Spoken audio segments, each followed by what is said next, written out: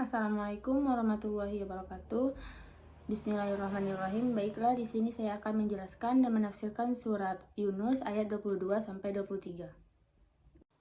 Baiklah, saya akan membacakan surat Yunus ayat 22, yaitu A'udzubillahi minasyaitonirrajim.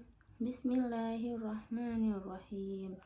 Huwallazi yusayyirukum fil barri wal bahri hatta iza kuntum fil fulk wajarayna bihim birihin tayyibatin wa farihu biha ja'at harihun asifu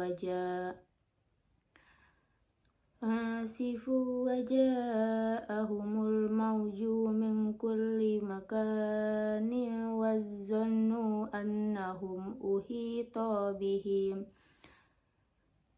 da'awullahu mukhlisina lahuddin la'in anjaynata min hadhihi lanakunanna minas syakirin.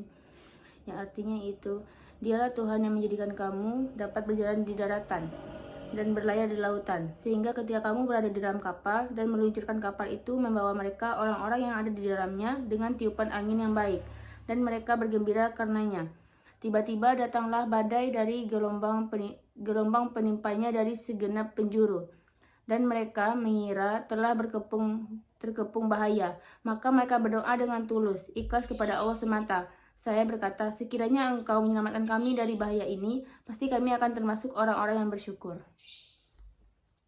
Baiklah, selanjutnya saya akan membacakan surat Yunus ayat yang ke-23. Bismillahirrahmanirrahim. Falamma anjahum izahum yabghuna fil ardi bighairil haqq ya ayyuhan nasu innama bagyukum ala anfusikum mata'al hayatid dunya thumma ilayna marji'ukum fanunabbi'ukum bima kuntum ta'malun. Yang artinya itu, tetapi ketika Allah menyelamatkan mereka, malah mereka berbuat kezaliman di bumi tanpa alasan yang benar.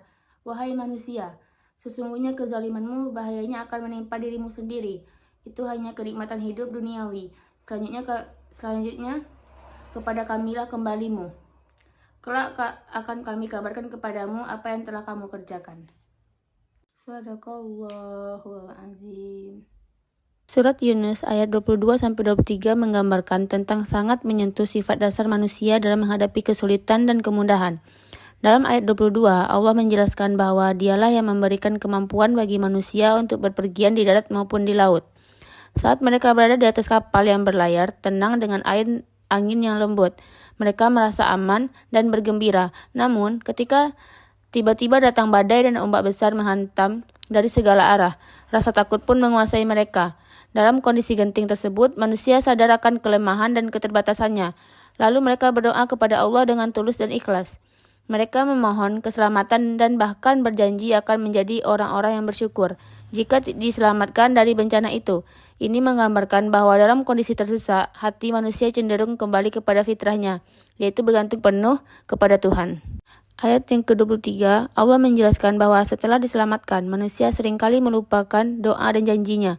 Mereka kembali kepada kesombongan dan melakukan berbagai bentuk kerusakan di bumi tanpa hak.